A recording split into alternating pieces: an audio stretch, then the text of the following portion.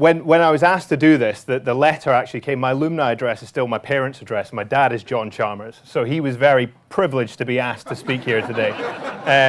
And then he was extremely proud to find out that actually it was me that was being asked. And so thanks for that one for starters. That was really nice.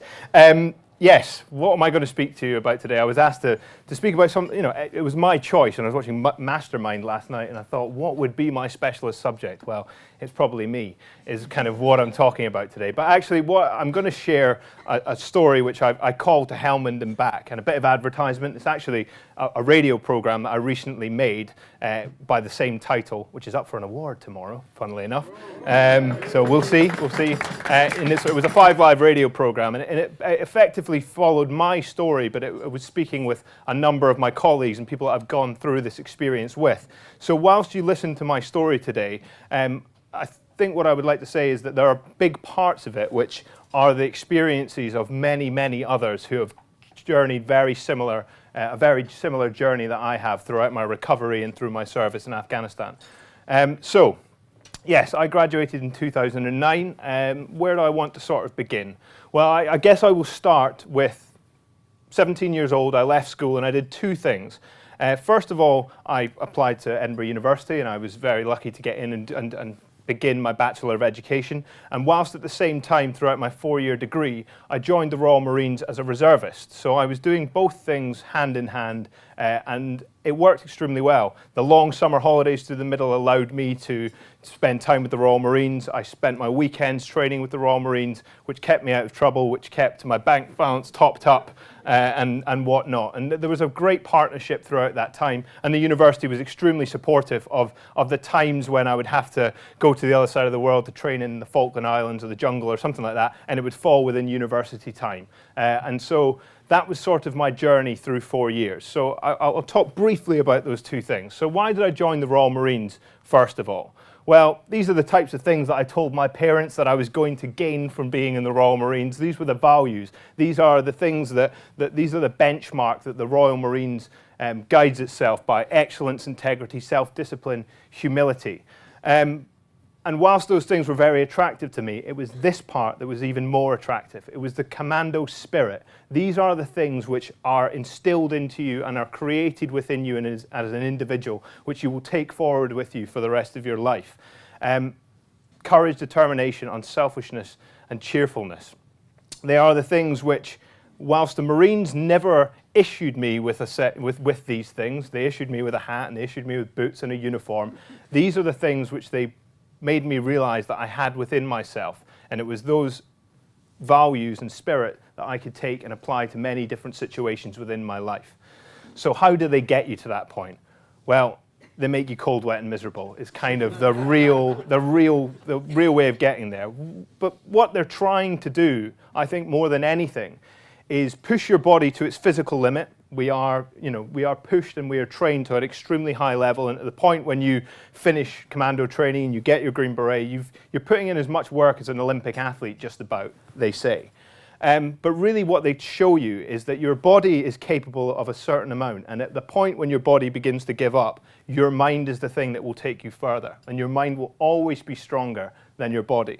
And that is probably the biggest quality which they instilled with me that I've taken forward, and as you hear my story develop, I think you'll appreciate why.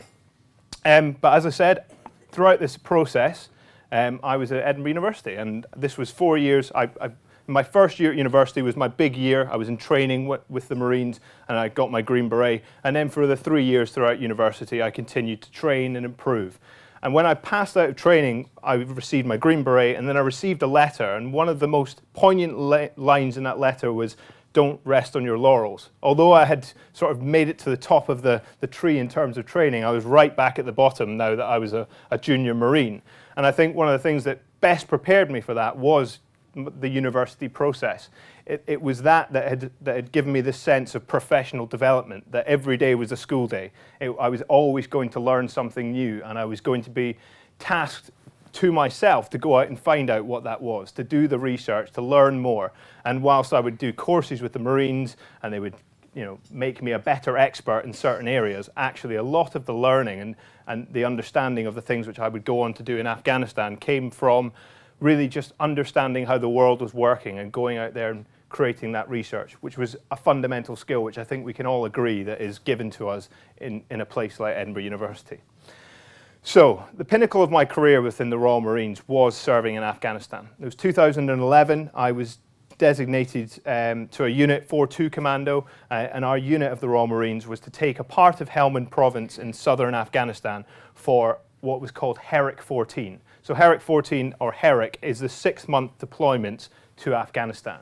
So that deployment of Herrick 14 was the summer of 2011. So my unit and some other units would take over the duties of Afghanistan within certain areas for those 6 months. So I was in a place called Nadali, which is not far from the sort of provincial capital of Helmand Province, Lashnagar. It sits on the Helmand River.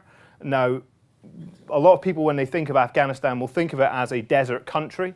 And there are massive swathes of desert in Afghanistan, yes, but the places that we found ourselves were ultimately the places where the population was. Nobody really lives in the desert. Everybody lives in what we would call the green zone. It is the area along the Helmand River where they can effectively farm the land and create a livelihood for themselves. And so that's where we found ourselves, because ultimately the population was the prize in Afghanistan. Our job, our responsibility above all else, was to try and provide the people of Afghanistan with a better quality of life. What did they want? Well, at the end of the day, they wanted what we've all got, really. They wanted to be able to put food on their table, put a roof above their head, and probably, and most crucially, educate themselves. Because one of the biggest issues that we had in Afghanistan was that ultimately the conflict was around power. It was around people taking advantage of those who couldn't defend themselves and could be easily manipulated because they weren't all that well educated. They were able to be told something and they were given a clear belief of what it was. So to do that job, actually our job was more that of a policeman. And so we lived in a checkpoint that you can see here, which was about the size of a football pitch, had high walls around it, and it was plonked in the middle of a populated area, and there were many of these checkpoints all around the area in amongst the human populace. And we would go out on the ground every single day, and we were basically a visible presence. We were the policemen, and we would go out on the ground, we would knock on people's doors, we'd talk to farmers in their fields and find out what they wanted, and they wanted the things that I've just described, but to be able to get those things, what they needed was security. They needed the Taliban, the insurgency, to be kept at bay in order to do that, so that they could provide for themselves. So, whilst I was a policeman, it is a war zone, and you have to be prepared at any moment for what I would call the 1% of conflict. Much of conflict is boredom. It is sitting or standing in this sentry position, looking out over the same piece of ground, looking at that panoramic with not a lot happening, and then going back down, taking your next turn on it a few hours later, or going out in the ground and nothing really happening other than talking to some farmers and whatnot. And that's a good day at work as far as I'm concerned, when nothing happens. But you always have to be ready for that 1%, that time when it's the stuff we see in the movies, when it all goes absolute mayhem. But 100% of the time in Afghanistan, our main threat was improvised explosive devices. They are crudely made bombs, sometimes called roadside bombs in the media, that are made from everyday sort of household objects, and that's why they're crude, but actually they're quite sophisticated in the way that they target us and that they are sort of made so that we can't find them. Most of them are activated by a pressure plate, so basically every step you take, ultimately you are rolling the dice one more time, and you will eventually, hopefully never, but eventually someone will be unlucky enough to step on a pressure plate which activates one of these devices, which will either kill or injure not just the individual that's on top of it, but sometimes the people that are around them. So that was our main sort of threat that we came up against. But regardless, out in the ground every single day, 40 degrees heat, lots of kit and equipment, protective equipment, weapon systems, etc. And a lot of time spent speaking with the locals. That was sort of a day-to-day Afghanistan. There came a point about 2 months into the tour where actually the area that we lived in Nadali, around our checkpoint, was relatively secure. There was the types of things that we would use as a good indicator of progress, things like a thriving market. There was schools in use, and people were ultimately going about their daily business without much fear of intimidation, is probably the best word to use. But that was just in our little bubble, and there were plenty of areas around us that weren't so fortunate. So at that point, we could have either rested on our laurels and sat there and hunkered out for the next 4 months and nothing would have happened, or we need to expand that bubble of influence. And so at the beginning of May, is that right? At the end of May, we were tasked by moving into an area which is a bit northeast of where we usually were, with the purpose of taking a village called Loymanda Calais. Now, Loymanda sat, as I say, just north of the Helmand River, and the plan that we created was that we would move into a compound just south of the main village populace, with the idea being that whilst the enemy would come to us, whilst that was happening, another company, our sister company, Lima Company, would move into the village that by this point was not being occupied by fighters because they were all down south fighting us, and that plan worked extremely well. Basically, after 2 days of us being in this position, the Lima Company were able to go in, no shots were fired in a populated area, and by the time the Taliban or the insurgency returned to that village, police stations and checkpoints, etc., had been created. We had a thing which we kind of called a government in a box was there, and they were no longer welcome. Having said that, the part of the plan involved me going down south to this compound and getting all the enemy to come towards us also worked very well, in the sense that for about 5 days or so, it was pretty much that 1% that I was telling you about. That idea that we landed and within 4 hours of us taking over this small farming compound, it was very intense. Lots of incoming fire, and we were pretty much, well, it was like Rorke's Drift, kind of stuck in this compound, fighting all the Taliban and insurgency from the area. Having said that, on the 5th day, we had managed to secure the area outside of our compound, and we were starting to push out patrols, and we were starting to dominate the ground, as we would call it.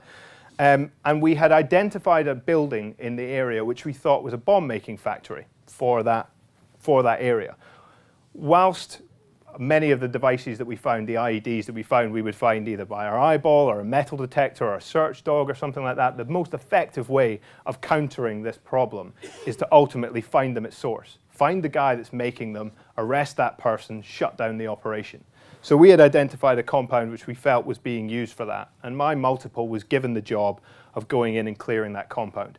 So we patrolled from about 5 o'clock in the morning, and by about 12 o'clock in the afternoon, we were, and I think I've got a laser here, but it doesn't work. We were in this compound just up here on the left, and we were having lunch. We were sat there with the locals, having a cup of tea, eating some of their flatbreads, having what was probably too good to be true a moment, if I'm completely honest. And we sat there and had this tranquil moment on a piece of grass underneath some lovely vines. It was quite something to behold, if I'm completely honest. And at that point, that 1% had gone away. We'd moved across the ground quite quietly. No one had taken us on. It was all going extremely well. But we said, we're actually here to look at your neighbour's house. What are they like? And that's when the situation began to sort of deteriorate somewhat.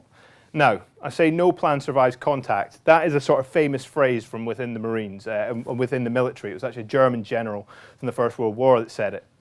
And it's this idea that whilst in the military we will always make a plan, we will always have a clear mission of what we're working towards, you must be prepared at all times for that to just go out the window and think on your feet. And this was most certainly one of those afternoons where that happened. So at 1 o'clock in the afternoon, we'd moved into the compound, which is on the right of the screen, which we believed is a bomb-making factory. We'd secured it as best that we possibly could, metal detected it, searched it, and made it safe.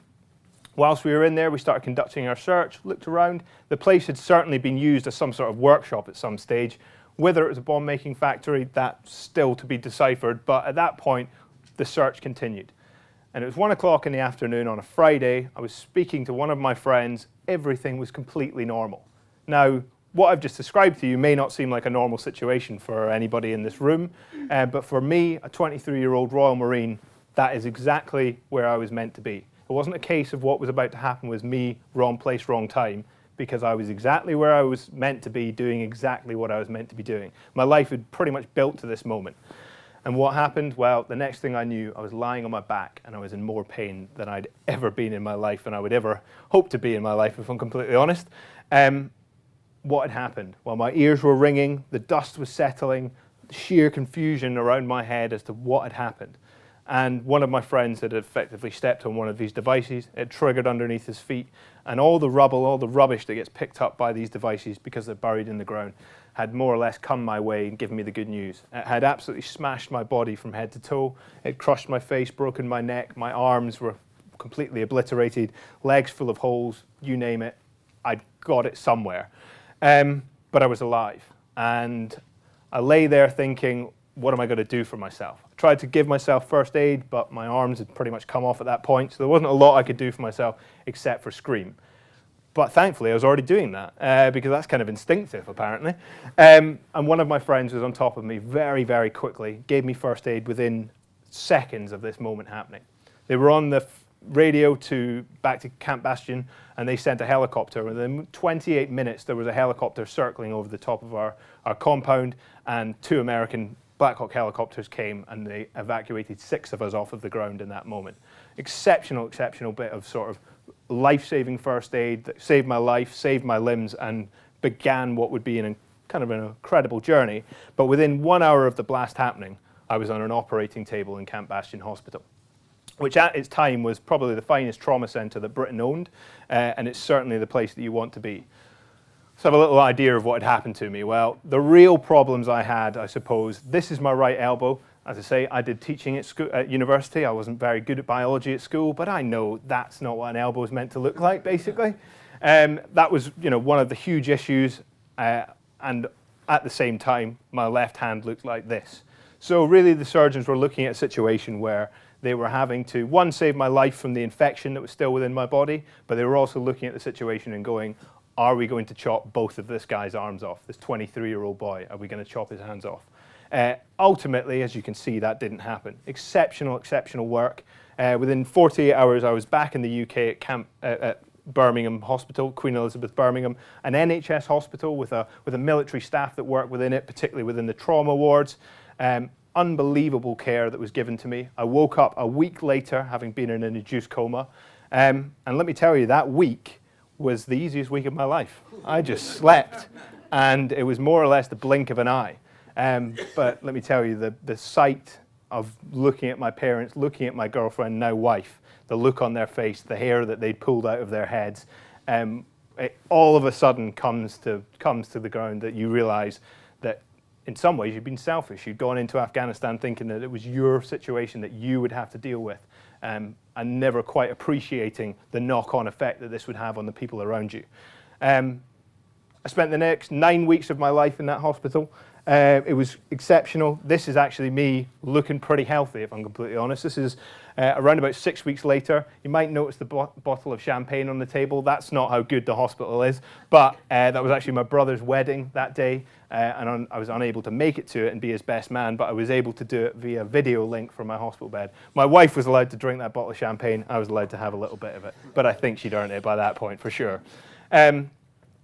That was 9 weeks, and by the end of that process, I was pretty much had a new body, is the best way I would describe it. It was kind of like being reborn, actually, as a 23-year-old. But I had a new body, and I didn't really know how to use it. What I wanted, I guess, was independence. I wanted the ability to do the things that I'd probably taken for granted before that.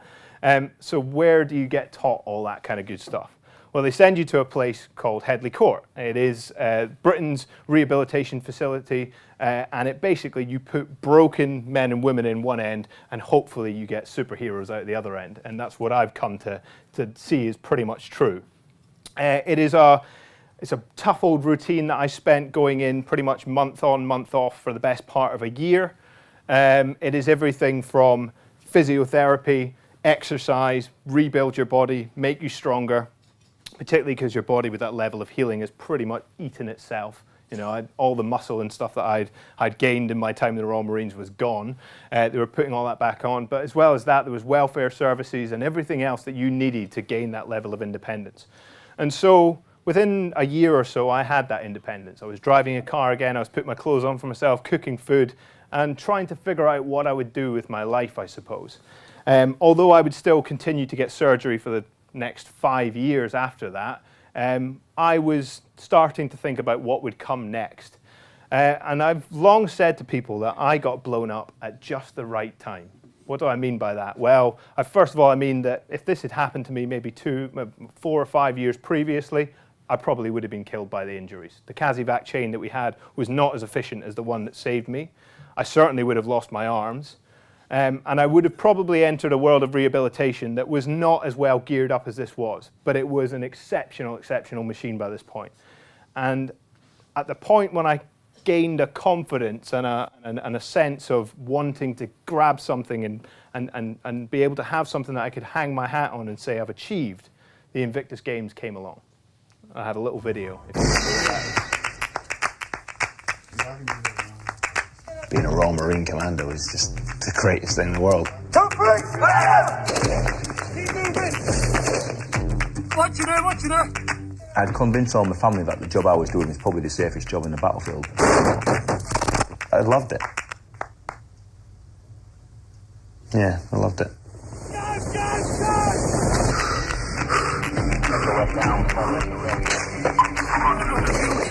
One in 8 were getting killed or injured. But actually, you still look at it and go, well, it's a 7 in 8 chance I'll be all right. And, you know, I'll take those odds. Bang, that was it, and I thought, yeah, that's it, they've got me, I'm a goner.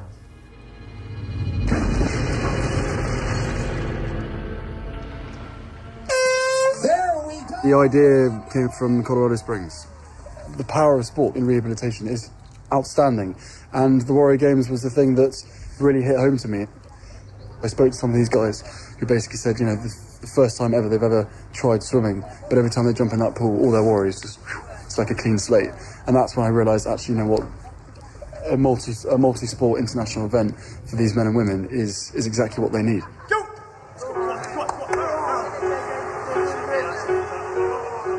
When you're injured and you're having to learn how to put your socks on, or you're having to learn how to, you know, cook food again, or any of these things, they're not things you chose to do. They've been forced upon you.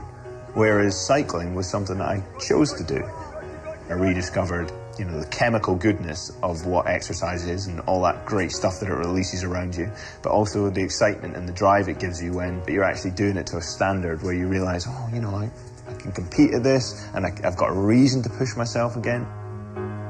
It's a fire that's been relit in my life. I wasn't even fully aware that there was actually a huge part of me still missing, and that huge part was the part that the Marines gave me. It's the extraordinary experience you have with the people you share it with that make you sort of invincible to change. This is massive now. You know, it's gone from a very small bunch of guys to nations competing against each other. The Americans, they're the ones we want to be. There's no such word as can't anymore. And I think disability proves that to you, makes you do it. You know, there's nothing worse than somebody saying you can't do something, especially to a Marine, because they'll go, okay, watch this.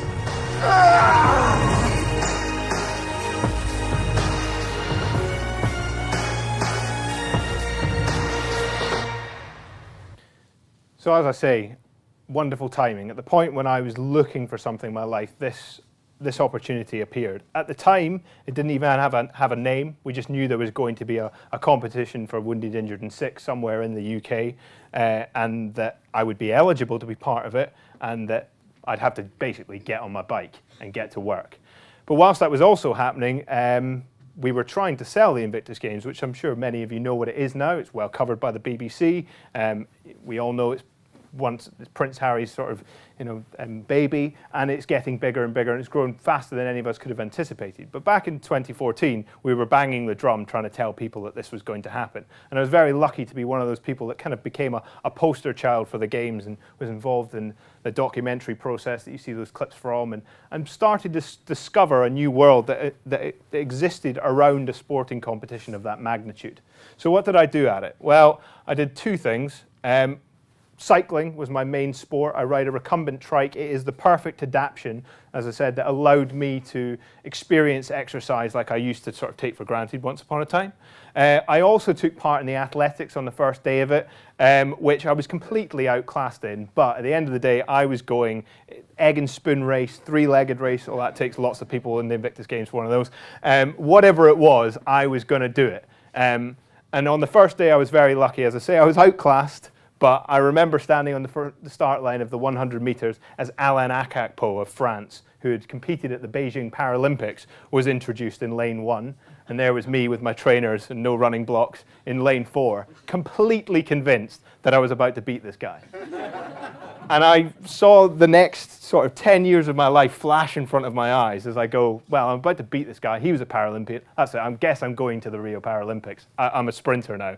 Obviously, the gun went. He disappeared, and I sort of trundled up the track. But I was fast enough to make it onto our 4x100 relay team, and the other 3 on it were fast enough, and I didn't drop the baton, most importantly, to bring home the bronze medal on day 1, which was really nice. Took a bit of weight off my shoulders because, as the poster boy, I told everyone I was going to win medals and everything else. It was nice to have that to begin with. But I was really there to cycle. There were 2 cycling events that I took part in. There was a 1-mile time trial. It's 1 mile, go as fast as you possibly can. And then in the afternoon, a 40-minute race where it's 40 minutes, you cycle together, but it's whoever crosses the line first at the end of that 40 minutes. So the time trial in the morning went well. I got a second bronze medal. But most importantly, from the 3 riders that you see in this picture, Rob, who's at the back in this particular one, had won the gold medal. I'd won the bronze. And the guy in the middle, Vicey, who you saw in the video, had come 4th. And an American had split us. So we knew going into the afternoon and into the race that whilst it was an individual race, we knew that our best effort of coming out of this was to race as a team. It was to do what we've all watched in the Tour de France, that streamlining behind one another and taking it from that point. So within 10 minutes of the beginning of the race, things were going pretty well, I'll be completely honest. We'd put out about a lap on the rest of the field. We had about a mile on the field. And I remember my friend in the middle, who you probably gathered from the video, is a little cocky, said, let's lap everybody.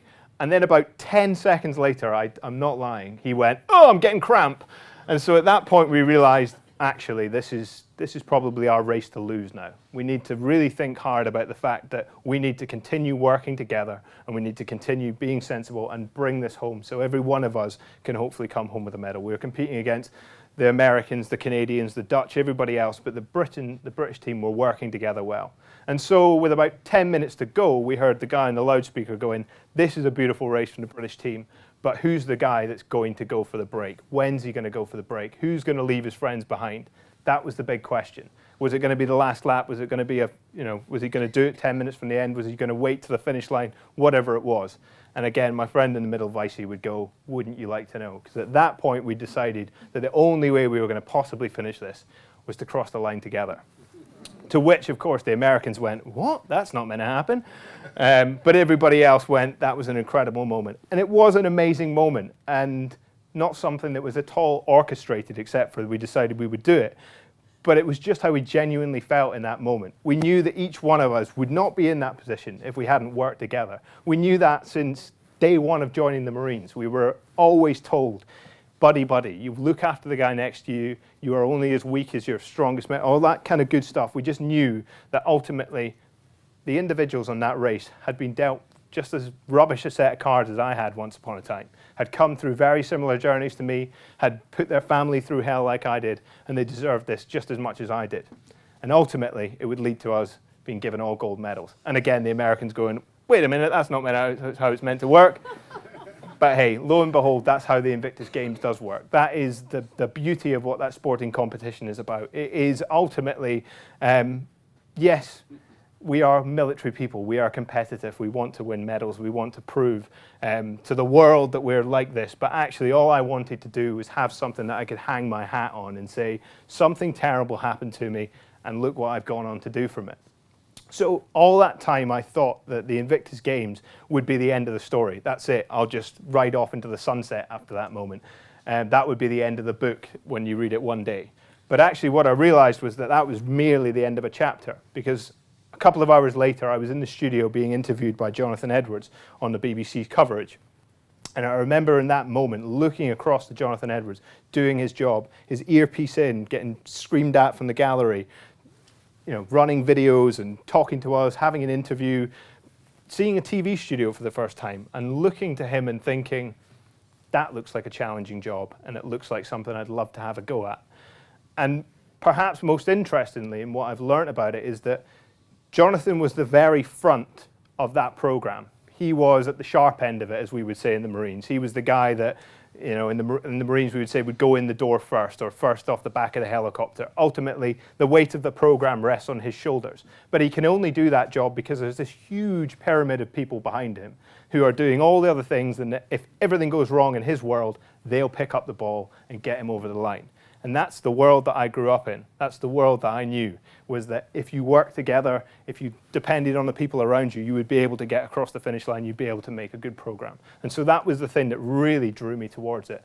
That and a big ego, I guess. So what did I want to do? Lots of my friends, some of the guys you saw in that video, were going to go to the Paralympics. They were going to become Paralympic athletes. And so I wanted to be there, the guy that was going to shine the spotlight on them and say, this is why you care about this race, because my mate Dave is awesome. So I set that as my first main goal within broadcast. And within 8 months or so, lo and behold, I got announced as part of the Channel 4's Paralympic broadcasting team, amongst a whole host of absolute legends, working with, well, there he is. There's Jonathan Edwards, the man who I once turned to and said, next time we do an interview, I need to be in your seat. And lo and behold, that did actually happen. Claire Balding, Sophie Morgan, who is my sort of co-presenter, an amazing team of people, broadcasting something which was truly amazing. And a lot of people ask me why I didn't go back to teaching. And really, well, I did go back to teaching, because teaching to me is imparting information on other people. It's educating people about something that you're passionate about. And this is what I'm passionate about. And I realized that actually all I've got is a much bigger class now. And I will be able to hopefully take my enthusiasm and pass that on to the next generation of people, particularly when you work on something like the Invictus Games or the Paralympics that has real value. And you can really think that watching some of the moments that I'm lucky enough to get to shine a spotlight on can actually make a difference in someone's life. So I want to finish with this slide here, I always do. This is me going for one of my final surgeries back in 2016. As you can see, I'm wearing my green beret. My surgeon is actually a Royal Marine, so he allows me these sorts of privileges within the operating theatre, which is otherwise clinical. But of course, I kept that pristine, so it would be absolutely fine to be in an operating theatre. The reason I show that is that if one day someone from Edinburgh University goes on to invent a time machine, which they will, and they come to me and say, JJ, go back and warn your 17-year-old self that joining the Marines is a mistake. You will live the rest of your life with a disability, you'll be in pain. Because whilst I've told you that story and it's, I hope, uplifting and it's positive, there are days in my life which are extremely difficult. There are things which I struggle with to this day. As my daughter gets heavier every single day and I'm lifting her up, I realize, right, it would be easier not to have the disability that I have. But the experiences that I've had in my life have ultimately led me to this point right here, doing something which I utterly love. And that is both the experience of being in the Marines, the experience of being at university. Do I need my teaching degree to be doing what I'm doing now? I don't know, but I know that the 4 years that I spent in this place have shaped me into the person that I am today, and they've made me the person with the experiences that I take forward. So I would never warn my 17-year-old self never to join the Royal Marines. I would say, go and do it all again, and make sure you've got a smile on your face the whole time. Thank you very much for listening. It's been a pleasure speaking to you.